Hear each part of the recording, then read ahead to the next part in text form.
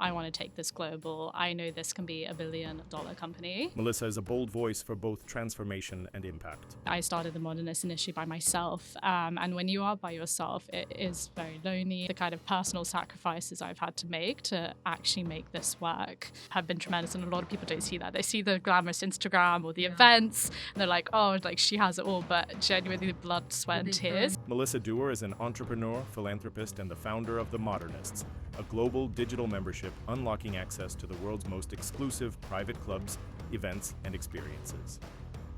But Melissa's vision goes beyond luxury.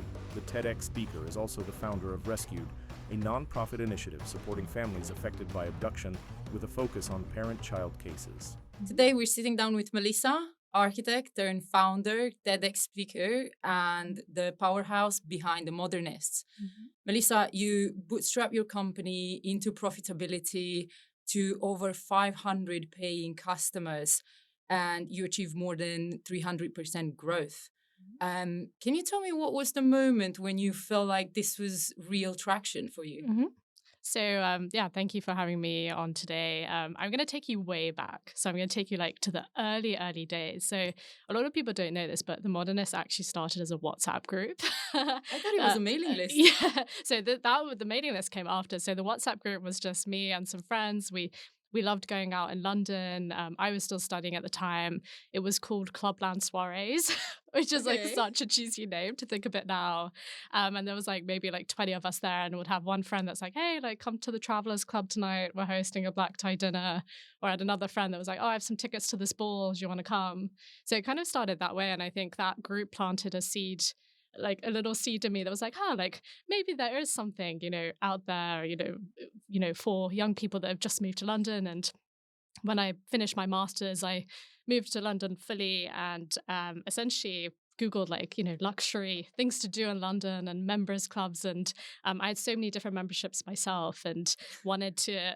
Me too. That's why I love the Modernists so much, because it just puts everything in one. It is so useful. And I had so many memberships. I was like, this is not financially sustainable for someone who's 24 years old and just moved to a new city. And then I started researching, is there anything out there? And literally found nothing. And I was so surprised by that.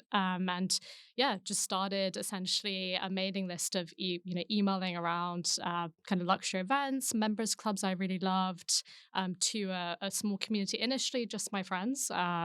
So predominantly people I studied with, my boyfriend at the time, his friends. So they all kind of signed up for like, oh, this sounds cool, loving the kind of events that you're posting. And it kind of grew very organically from there. I didn't really expect it to. And especially if you told me you would be quitting your job 6 months after starting a mailing list, I would not have believed you.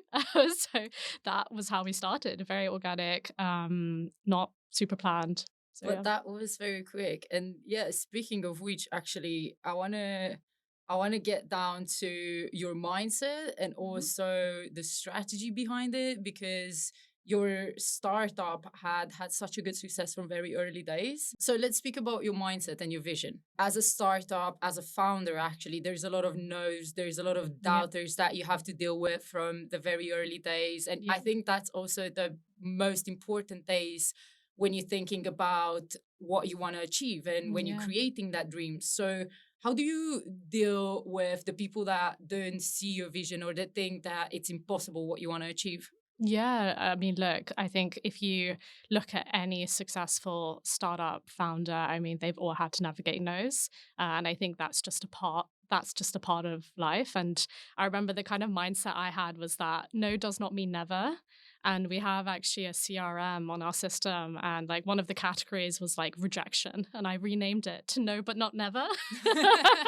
And I used to put those people that we would try and reach out for partnerships. And they said, no, I'll put them into no, but not never. And then what I would do is 6 months later, email them or even send them. We sent our partners who even said no to us a Christmas card. And a lot of them emailed us back being like, we've never had this before. Like, that is so nice. Would you like to come in and have a chat with us? So those no's, a lot of them did actually turn into yes. In the end. So I think it's the way that you kind of go about taking the rejection. I think that's the most important thing. I think a lot of people can actually end up being quite defensive.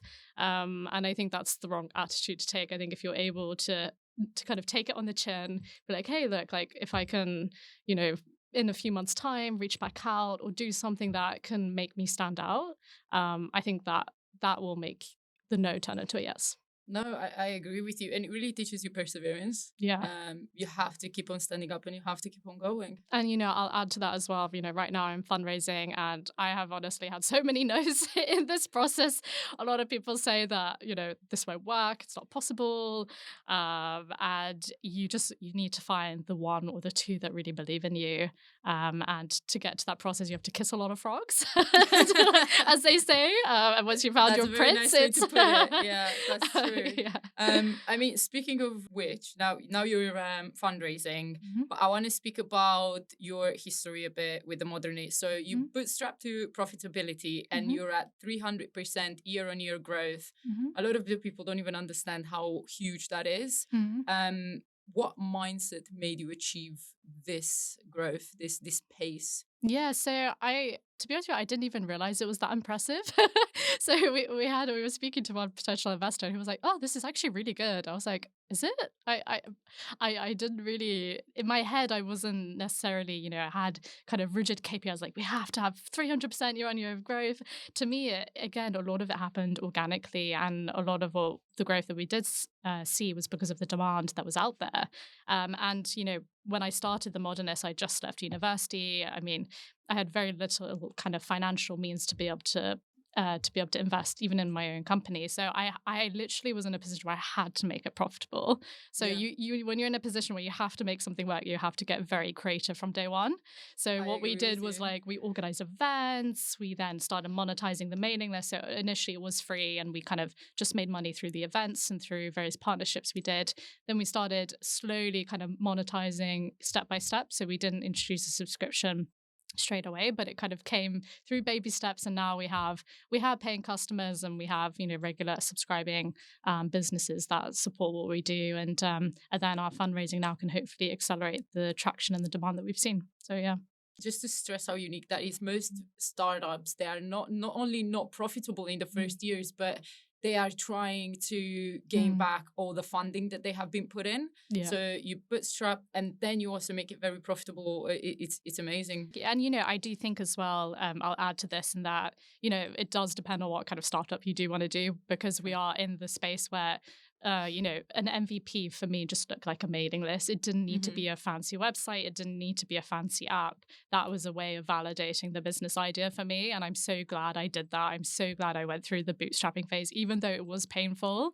And, you know, myself, you know, the kind of personal sacrifices I've had to make to actually make this work have been tremendous. And a lot of people don't see that. They see the glamorous Instagram or the Yeah. events, and they're like, oh, like she has it all, but genuinely blood, sweat, But and they don't tears. know Yeah. about your journey and Yeah. everything. And speaking of your journey, I actually want to ask you, there have to be so many cases when you actually don't know what you do. Yeah. You might want to turn for advice, and it might be a Mm. first for you when you do it. I mean, as a founder, there's always a first in doing things. Um, do you have like mentors or advisors around you, or when you don't know what you do you turn inwards? Where is that kind of guidance coming from?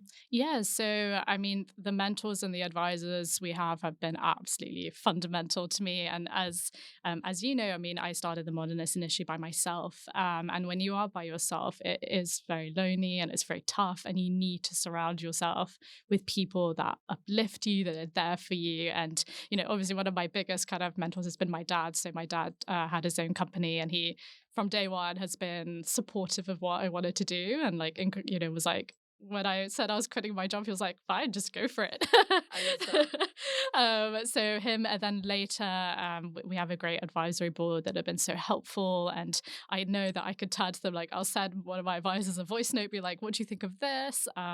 Do these terms look good for this contract, or like, am I kind of getting myself in for something?" Having those people that you can turn to is so important, It's crucial. so Yeah. fundamental. Yeah, I agree with you. I think the people you surround yourself with can really dictate where your life is going. Obviously, Yeah. at the end of the day, the decision is yours, Yeah. but a lot of the people underestimate the amount of influence your circle can have on you. Yeah, but I think as well, the best advice I can give around that is like LinkedIn is such an incredible tool. If you're able to just message someone on LinkedIn that you really are inspired by, or even book a call with them. I have so many people now do that to me. They're like, "Can I like book a call with you?" And I will. But and people are like that. They will be open to your curiosity. So the most important thing is that you welcome that. And now going a bit more into a personal journey, you're developing a nonprofit around Mhm. child abduction, Mhm. which I think you gave a TED talk on, and people can see online. Mhm. I want to ask from your perspective, how do you think people can turn trauma into fuel for their dreams and Mm. really turn the direction on their lives, similarly to how you Yeah, done it? yeah.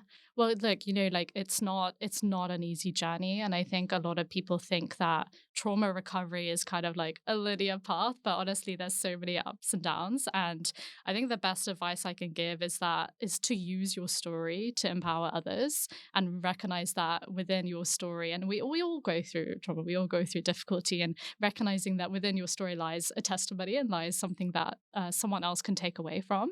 So if you're able to share that with the world, whether that's through social media or through podcasting or all these means or a TED talk, the impact you can have on the world is just incredible. And yeah, the TED talk was like my long-term childhood dream. I think anyone that knows me knows how hard I worked for that moment. I think it was like 15 years in the making. It was like I was journaling about that when I was like 8 years old, and then to see it come to fruition when I was like 26 was just incredible. And yeah, I think, there's like no joke in that the trauma I went through was so hard. But entrepreneurship, if you look at some of the most famous entrepreneurs, they have gone through some really hard stuff.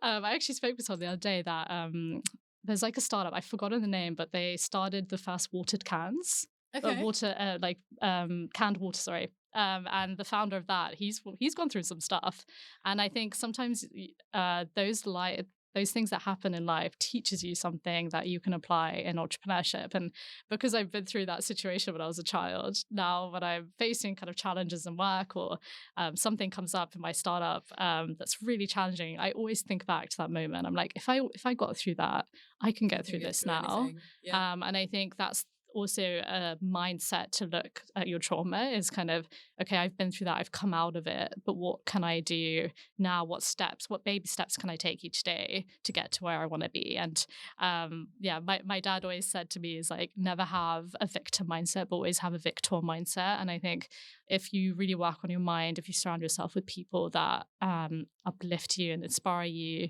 then you'll get there. It's really that switch in your mind, right? When Yeah. you're trying to stop seeing yourself as a victim and start seeing yourself as a survivor and really push forward. And I know you might It's like say that Beyonce song, I'm a survivor. Such a 100%. good And song. I know it might sound a little bit easier than it is, but it's a work in progress. It's something that, yeah, you have to wake up every day and then push a little further and then keep on looking towards your future rather than towards Yeah. your past, but obviously use your past um, as stepping stones Yeah. into who you're becoming right now. Yeah, there's a really good TED talk by Xenia Tuchimitva. She's a social media influencer, TEDx speaker, and she has a great TED talk and yeah, how to not let your kind of childhood difficulties overcome you. So I highly recommend listening to that as well. And speaking on this same topic, Mhm. how can people build emotional resilience, either in business or in their day to day life? But I think that's Yeah. very, very essential to keep you going. Yeah, no, it's such a good question, and it's really relevant as well. I've been attending these past few days a leadership conference, and what has come up actually in the conference has been how, as a leader, you have to really manage your emotions to be able to lead well. And lead with confidence.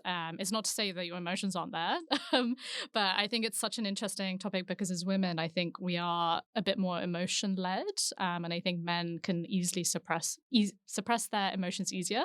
And I think that's one of the struggles sometimes I've had is I've been sometimes emotionally led in something and making a decision and then kind of done an email very quickly and then regretted it afterwards. I think we all done it. I think I everyone's think we done all that. been Or like, there. you're like angry about something. You're like, you know. Yeah. And the key thing that has helped me then, which I'm working on with my coach actually, is to take a step back and actually journal. Mhm. Because journaling brings things to like the front of your brain, which is where you can rationalize things. I'm not a scientist, but go research about it. And yeah, so taking kind of 5 minutes out just to go take a coffee break, come back, just take a breather, and then come back to it, and you'll find that your perspective really does change. So Yeah. if you are able to take that step back and lead from a place of confidence, not emotion. And then speaking of growth, speaking of growing through trauma, Mhm. and becoming who you are right now, which Mhm. is a very big change, and you're still very, very young, and Mm. the career path that you're having, Mm. it's extraordinary. Have you ever struggled with the imposter syndrome? And Oh my then gosh, is yeah. there a mindset to turn things around when you're overwhelmed? Oh, most definitely. Oh my gosh. I mean, I've gone through that so many times. Firstly, as you mentioned, I am quite young. So I'm 27, I'm going to be 28 in like less than 2 weeks. So Happy birthday. thank you. And I remember when I first started, I was kind of just doing my thing, and then you kind of get thrust into the limelight, if you like, of kind of going to events, raising money. And I don't really see that many people out there my age, and especially women that are doing these things. The average age of a CEO is in their 40s and 50s. So it's really is, sometimes you do feel like there aren't enough people that you can relate to. But what has helped me is that I'm genuinely passionate about what I do. I know that I can bring value, and I know that I have the kind of right talents. Yeah, So, yeah. if I really truly believe in myself, I know I could turn up to that room as the best version of myself.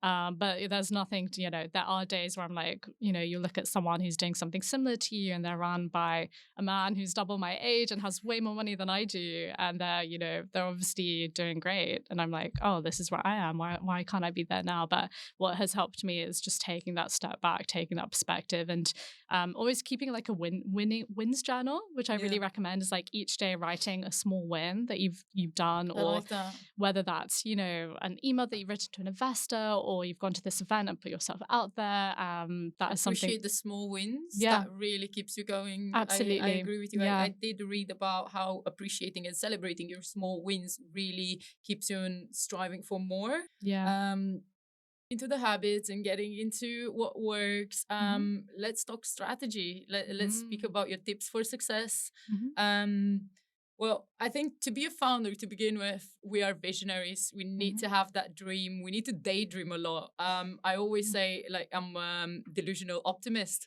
I I was need just to going to have. bring that up. I very I much love this term from you. I absolutely am, because a lot of the time you're going to be hit by the fact that everyone says no, and then the chances and everything. And I say, I Yeah, only need 1% chance. I don't need 100%. I just need that 1% chance. And if it might work, then it yeah, might work for me, right? yeah.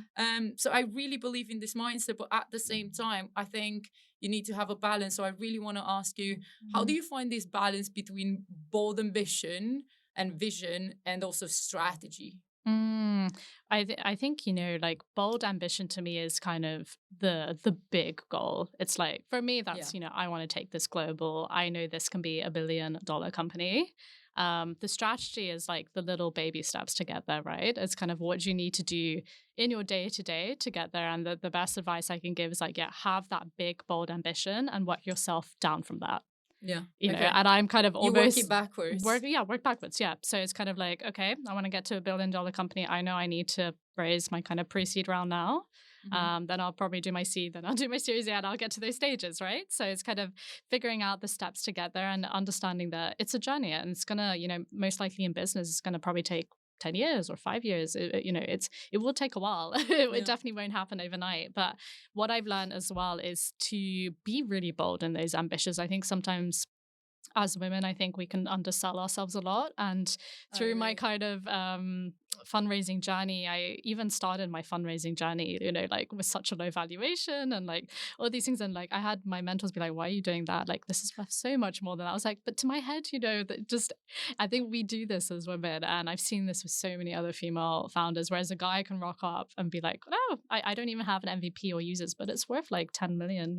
You reminded me of the story of the guy that founded WeWork. Yeah, Have yeah, you have you watched I've the seen documentary? that. Yeah, It is yeah, insane, and that really teaches you how to sell yourself high. yeah, It's yeah, just put yourself up there, dream bigger. I always yeah. say dream even bigger, and if it doesn't scare you, it means you don't dream big Yeah. enough. And I do think as well, the kind of mentality between startups in the UK and the US is so different. It's like Yeah, night and day.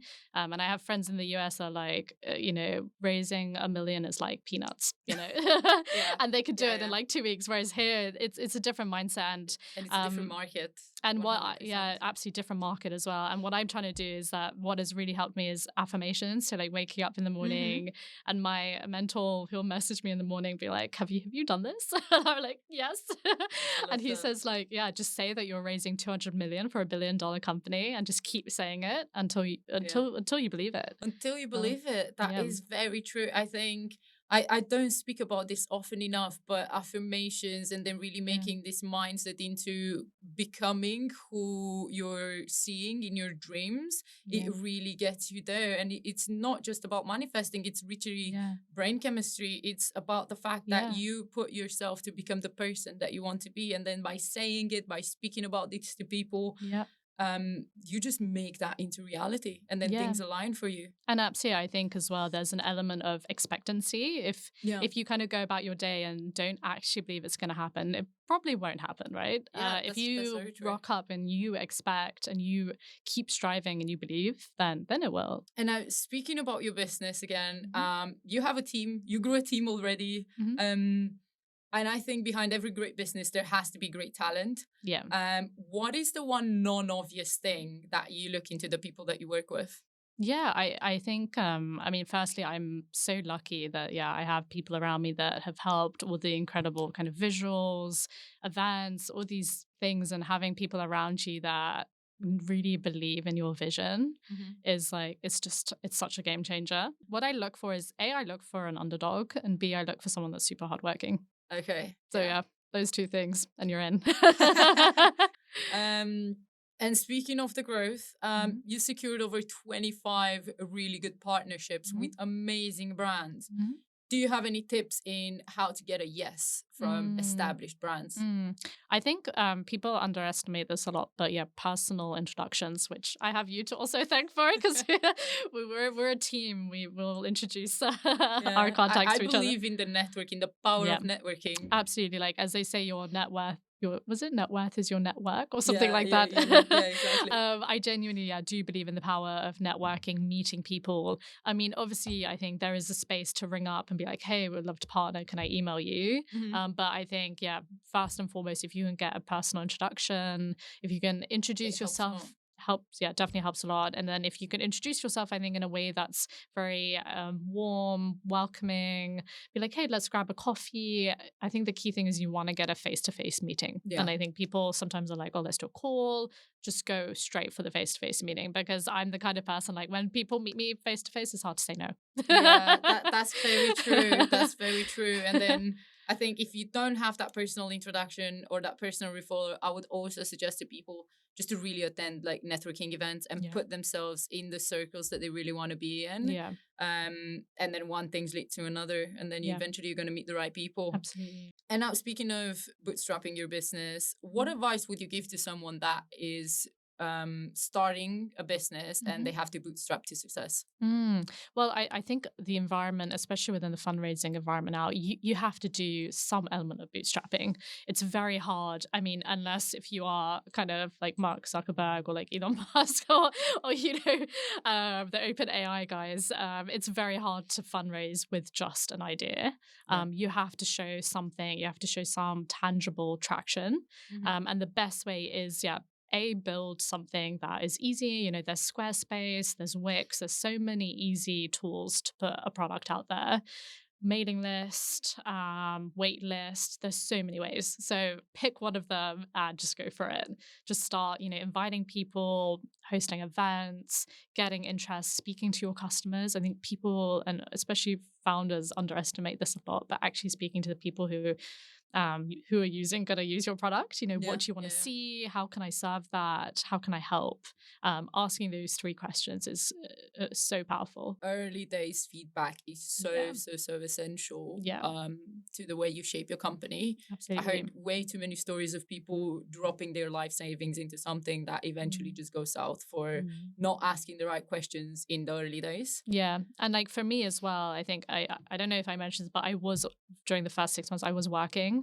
So Yeah. I graduated, got in a graduate scheme, was working, and then started the Modernists on the side. So I was doing kind of like my 9 till 6, then 6 till 11, solid. And then it was at the point where I was like, okay, like my revenue coming in is somewhat matching my income. I made that kind of calculated risk. It wasn't a risk from day one, being Mhm. like, there's nothing coming in. I mean, I like risk, but not to that level Not to of that like extent, yeah. the. So I think that's a very wise way to approach Mhm. kind of leaving your job, because that is a big question amongst a lot of founders. Okay, so then if someone would start a business and they don't know exactly the first steps, Um, what would you say the first steps would be? So I think, well, first and foremost is definitely research. Know your market size, know your audience, know exactly what you're doing. I would almost write your kind of pitch deck or your business model from day one, and then start writing a plan. Be like, okay, each month I'm going to do this. This is where I want to get to in 6 months. I'm going to have an MVP. I'm going to have some traction, and Mhm. then after that point, I'll go to some investors, or I'll raise, or I'll keep bootstrapping. That's a way more calculated way than I started. I went not full on rock and roll with it, but a very big degree of it was okay, let's just see how it goes. And that is okay as well. I mean, I it worked for me, but Yeah. I would not recommend this. I would Mm. absolutely not recommend this unless you like stress for a hobby. Unless you like a lot of stress in your life, then just do what you suggested. I prefer those steps. Mhm, Okay, so we're almost ready to wrap up. Thank mhm, you so much for your time today. mhm. But I have some fire questions, Okay, right? So it's just some rapid questions. I want like a one sentence answer. I'll try Um, it. what is one action that every founder could take today? Keep a wins journal. What's one mistake that taught you more than any win? Don't compromise. What's one belief that guided you through all the chaos? You can definitely do this. What's one misconception that people think about growing a business or even starting one? That it's like what it looks like on Instagram. It's not that No. glamorous. No. What would you say to your 21-year-old self? That you are living in what you dreamt of today. And last one, in one sentence, what does business alchemy mean to you? It's getting together incredible minds in business and mixing them all together. Thank you. That's really good. Melissa, thank you Thank you. so much for today. Really appreciate it. Thank you so much.